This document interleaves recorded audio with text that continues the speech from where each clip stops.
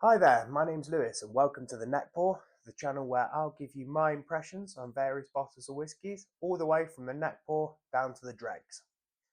And to start today off, this is the first video, or to use a fancy whiskey word, we could call it the inaugural video for the channel. And we're going to be starting off with a whiskey that comes from a distillery that online is seen as quite divisive. They, are part of the big evil Diageo corporation that some people seem to think of. And it's one of those things where to be cool and trendy, it's seen as a good thing to hate them.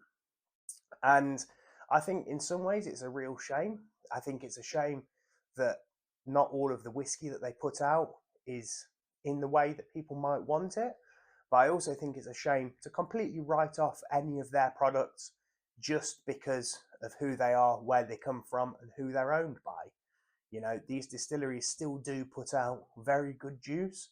And I think that's probably part of the reason people are so upset and disappointed by some of the releases, because it's a real shame to produce such good stuff and release it in ways that aren't always the best received.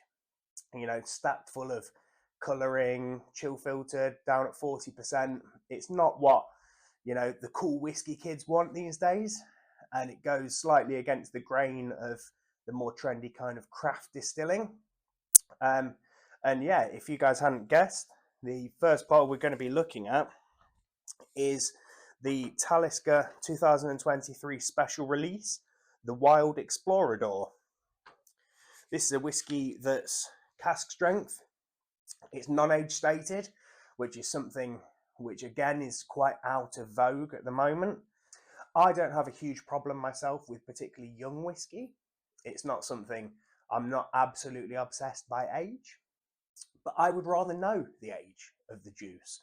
If it was to say, 30% 3 years in this cask, 20% 5 years in this cask, or 40% 8 years in this cask, I think all that's doing is it's giving the consumer more information about the product they're buying.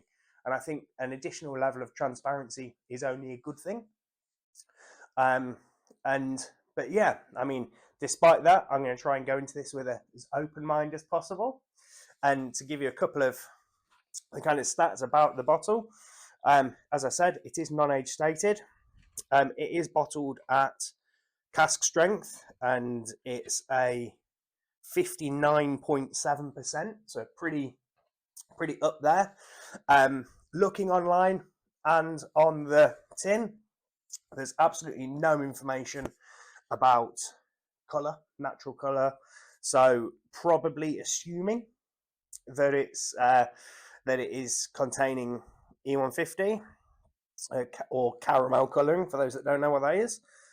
And yeah, this is a bottle that it actually comes in an incredibly lovely presentation tin. I think it's really stylish, really classy, this tin. I think it's really nice. And although sometimes I fear that if all the money's spent on this side of things, I wonder what's inside. But yeah, this is finished in a trio of port casks, ruby, white, and tawny. And again, for myself, I would like to know a little bit more information about that, as in how old it was, what it was in first, and then how much of it went into those three different types. In terms of ruby port, that's not always my favourite thing for a whiskey to be finished in. The same with tawny port. And I don't think I've ever drunk anything finished in white port previously.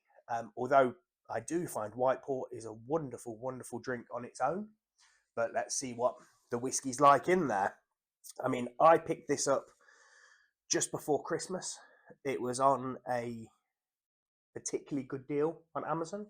It was down in the £40, which I think for that price, for anything kind of from a well-respected distillery that's cask strength, is virtually, it's very hard to say no to.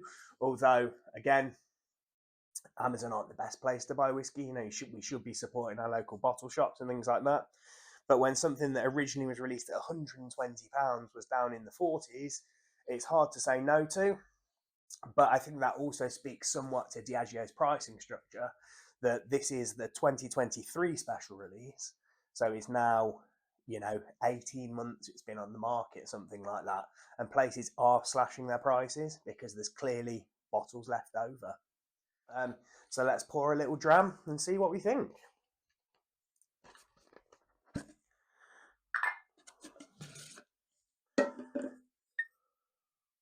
As you can see, we are still sealed. This is the genuine first kind of look. And just looking at it, I mean, it's not super dark in colour. To say that it's been finished in port casks, despite not saying that there's its natural colour, I would personally probably be a little bit shocked if that was coloured, given how dark port whiskey can end up. I mean, the cork pop sounded excellent, although that's no indication of what that's like inside. So let's sit that there, give it a moment to breathe, and we'll get involved. I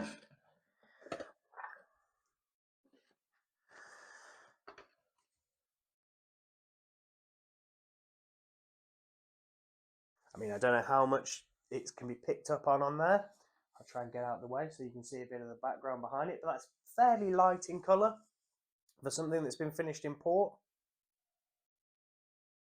And on the nose, there's a kind of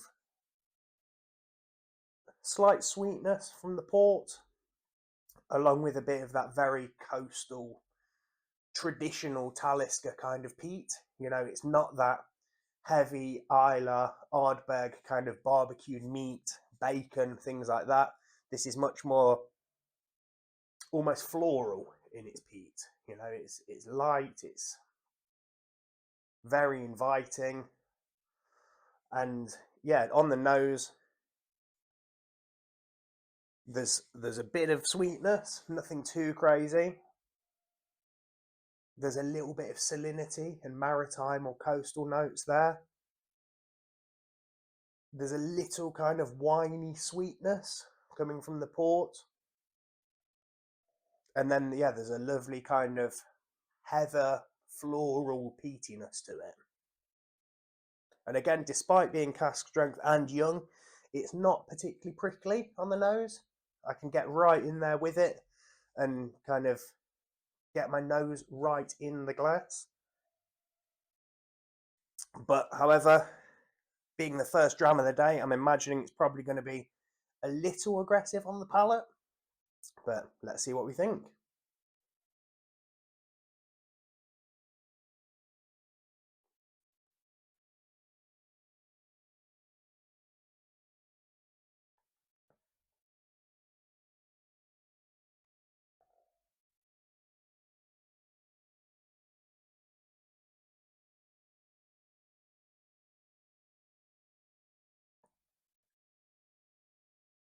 So given how young this whiskey is, it's surprisingly very mellow.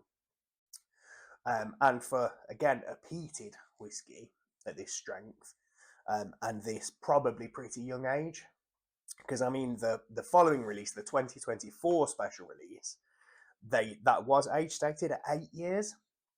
So I would say it's certainly younger than that. And overall, that's very smooth and very easy drinking. It is the evening, however, starting on something that's just a shade under 60% can be quite jarring to the senses. And again, for something that's not been aged for a very long time, that is very approachable. It's and considering it's been aged in port, it's quite light, really. It's more like a kind of, to me, that's almost as if you were to take a Talisker 10 or a Talisker Sky, one of those more approachable, lower strength Taliskers, and just make that into a cask strength with then just a little hint of port sweetness to it. There's a little bit of kind of spice almost to it that feels like it's coming more and more as it opens up and as I warm it slightly, along with a little bit of kind of a sweet red grape or perhaps even getting almost towards a kind of raisin kind of note, but mixed in with, you know, a little splash of seawater and that kind of light, smoky peat, which all in all kind of goes together to make a really quite pleasant dram overall. As you can see, I've got 2 glasses here.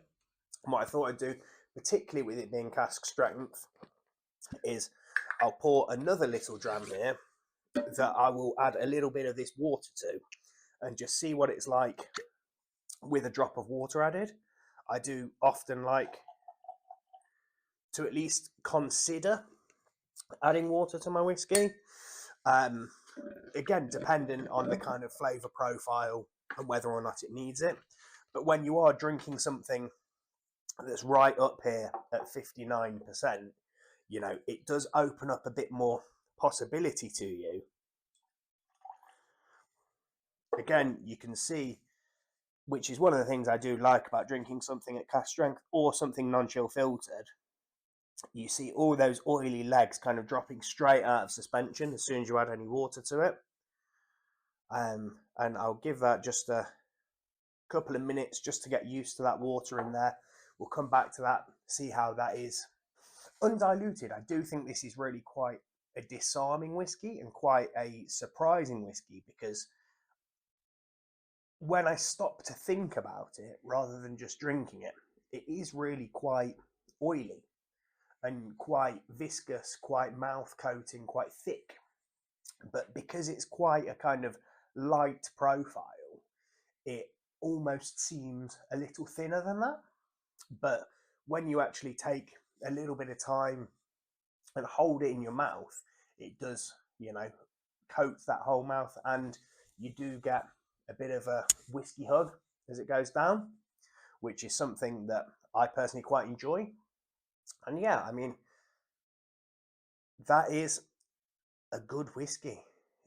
So straight away on the nose, going into the whiskey with the water added, there's a lot more kind of grape, a lot more kind of getting more towards sort of lighter fruits in there. Maybe even getting to kind of white grapes, maybe a little bit of peach, something like that. Again, the smoke is still there and that light peat, but in a kind of very different way, in a less dominating way. It almost smells a little more rounded, but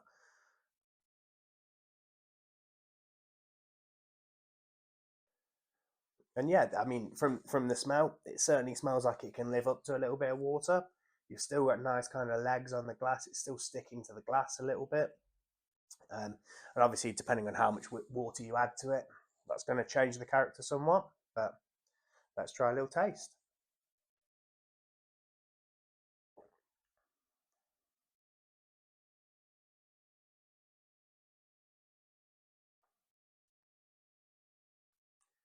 Yeah, with the water added,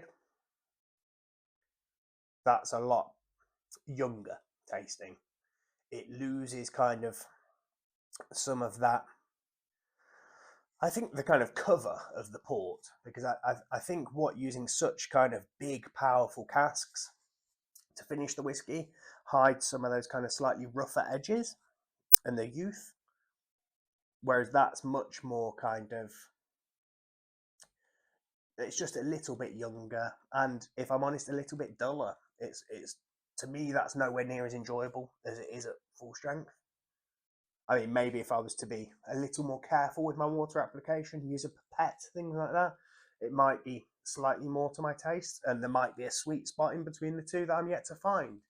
But this is just the neck pour. These are just my first opinions, and we'll have to continue to see how the whiskey opens up. I mean, we'll see in a month or so's time, once it's had a bit of chance to open up, and I continue to get through it, what my thoughts will be. And I'll be back at the end of the bottle to celebrate the bottle kill and the dregs and possibly adding it to my infinity bottle to see where we go from there. But if this was to come available to you wherever you are in the world at that kind of 40-50 pounds, I would certainly think about buying it. If it's much more than 50, 55, 60 pounds, then I would probably advise to steer clear and have a look for something else, because for that price you can buy some exceptional whiskies nowadays. I mean, we're lucky to live in a time where there are many fantastic distilleries putting out really good stuff the way that enthusiasts want it. But yeah, I think we'll leave it there, and I hope that you join me next time on the neck pour for either the neck pour of a new bottle or a review towards the end, or just a general chat about whiskey. But for now, we'll leave it at that. Salancha, and see you next time.